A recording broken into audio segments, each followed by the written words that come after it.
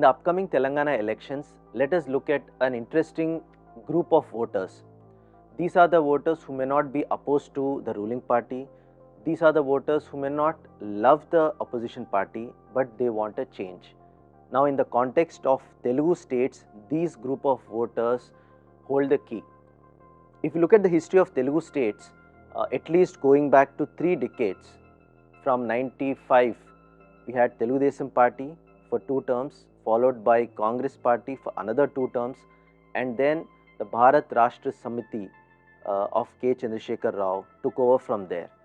Now it's a big challenge for Mr. K. Chandrasekhar Rao to win for the 3rd consecutive time, given the history of the Telugu states.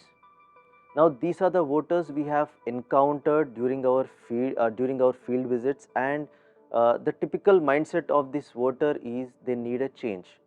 Now they may agree that they have been the beneficiaries of the ruling party schemes. They may also say that they're not very unhappy with what is happening, but they definitely say that a change is needed. Now this usually sets in after 2 terms, as we have discussed before. Now the biggest challenge for the Bharat Rashtra Samithi is to change the mindset of this particular voter. Now who will it benefit? It will definitely benefit the Congress, but again the Congress has to keep up the momentum. If not, this voter can again go back to the Bharat Rashtra Samithi. The Telangana election is primarily being fought between the Bharat Rashtra Samithi and the Congress, with BJP taking a back step and completely getting overshadowed by these 2 parties.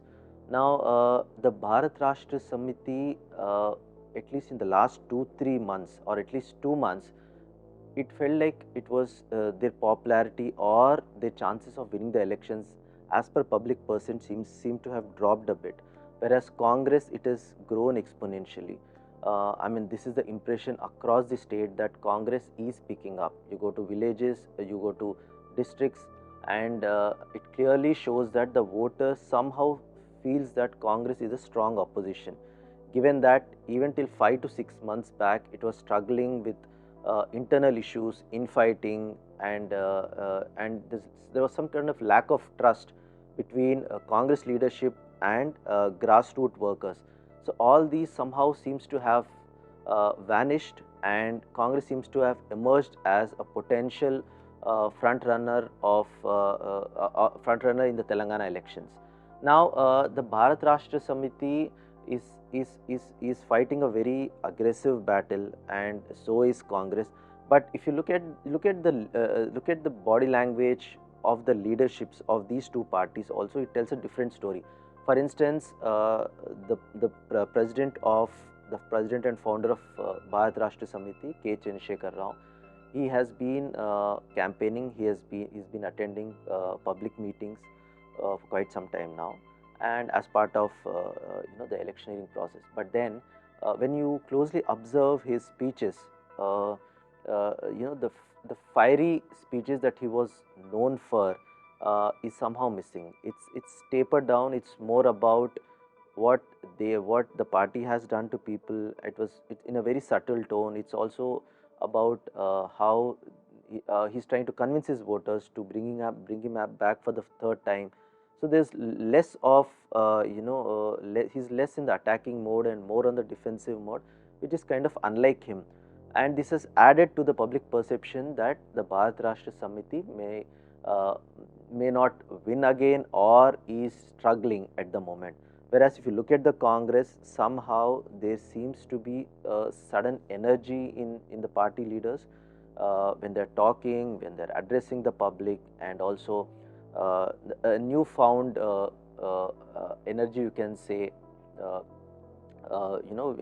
generally in their public meetings, in the gatherings, or when they're addressing the media. So now at this moment it looks like, but again it all depends on how much Congress will go from their present status, and also how much will the BRS fall from wherever they are. We have to remember that the Congress party has to win at least 3 times of what they had won in 2018 general elections to form the government, whereas the BRS, Bharat Rashtra Samithi, can afford to lose 30, at least 20 to 28 seats than what they had won last time, and they'll be in a position, still in a position to form the government. A large population expect either the Bharat Rashtra Samithi to win the elections or the Congress party to win the elections. Now, what if there is a hung assembly? What if both the parties manage to win equal number of seats or fail to touch the majority mark? Now, the people of Telugu states have never experienced such a situation before, so this will be something new for the entire state. It will be interesting to see how this will play out.